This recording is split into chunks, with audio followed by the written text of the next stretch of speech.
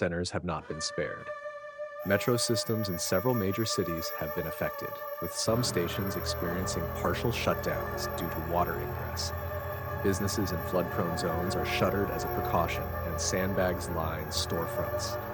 Public transport in affected districts is operating on adjusted schedules, and schools in low-lying areas have suspended in-person classes. In regions where flood control infrastructure is robust, the situation remains under close watch. However, in less developed rural areas, there are concerns about the long-term resilience of levees and small-scale dams. Some of these older structures are being closely monitored for signs of seepage or formation. Local governments have deployed engineers to reinforce vulnerable spots using geotextiles, rocks, and temporary steel frameworks.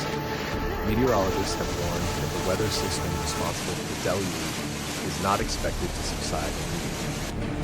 More rain is forecast across central and southern China in the coming days.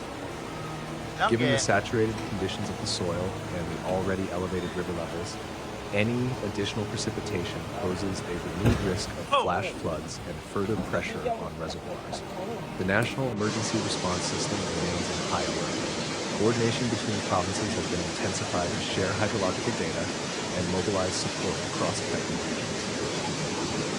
Teams of first responders, including military personnel, firefighters, and medical workers, are stationed in flood-prone zones to act quickly in the event of worsening conditions.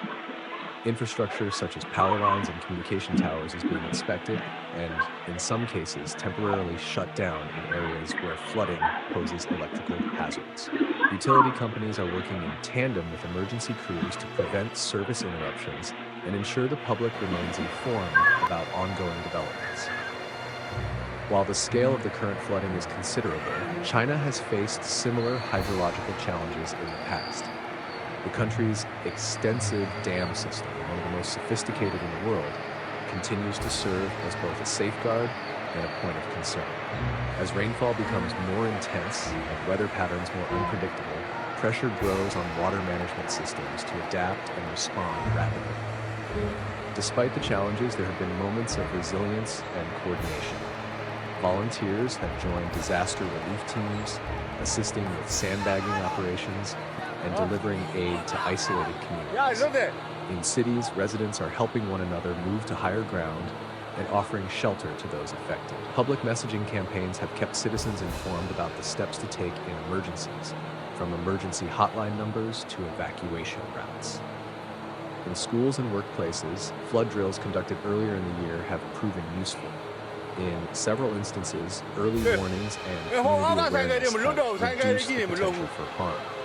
The synchronization between weather services, emergency responders, and local governance has become a cornerstone of flood risk mitigation. As the days unfold, the focus remains on weather patterns and the capacity of reservoirs to manage additional inflow. Experts continue to model potential scenarios and simulate emergency releases. The emphasis remains on minimizing human impact while safeguarding critical infrastructure. Looking ahead, there is growing recognition of the need for investment in both hard and soft flood control measures. While levees and dams remain essential, urban planning, natural buffer zones, and climate resilience initiatives will likely play larger roles in reducing vulnerability. China's current flooding situation is a stark reminder of the delicate balance between natural forces and man-made infrastructure. The next phase will depend on weather developments and the continued efficiency of emergency protocols. For now, communities remain cautious, bracing for what may still come, while doing everything possible to hold the line against the rising waters. Title: Rising Waters: China's Battle Against Widespread Flooding and Reservoir Pressure. In recent days, vast regions of China have been grappling with widespread flooding caused by persistent, heavy rainfall. Torrential downpours, some continuing for several consecutive days, have overwhelmed rivers, saturated soil, and triggered a chain of hydrological consequences that stretch across multiple provinces. From southern lowlands to central mountainous regions, water levels in rivers and reservoirs have been rising steadily, prompting emergency responses and raising concerns about the integrity of water infrastructure.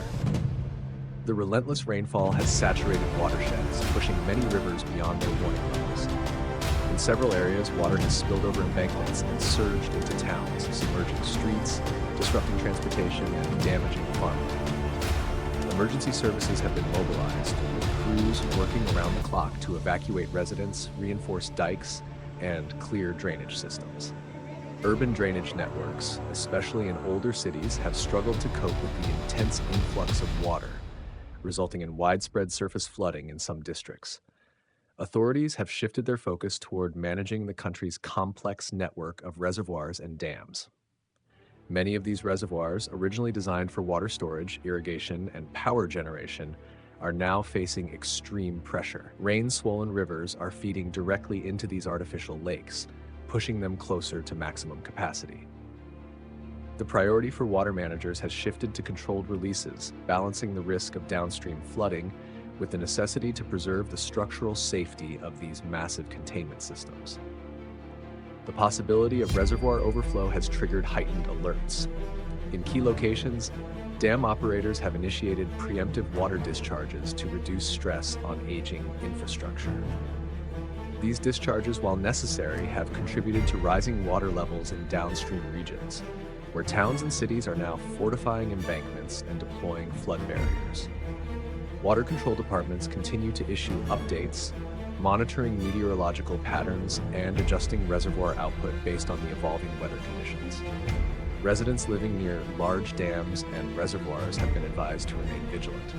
In some locations, precautionary evacuations have been carried out, especially in areas with previous histories of flood impact.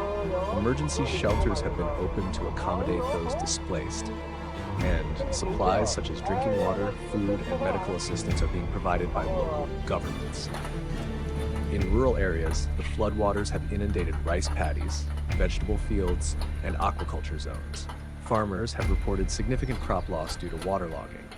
As the rains persist, standing water is also increasing the risk of soil erosion and landslides in hilly regions, compounding the disaster's complexity. In mountainous provinces, local authorities are patrolling known landslide zones and rerouting traffic to avoid danger.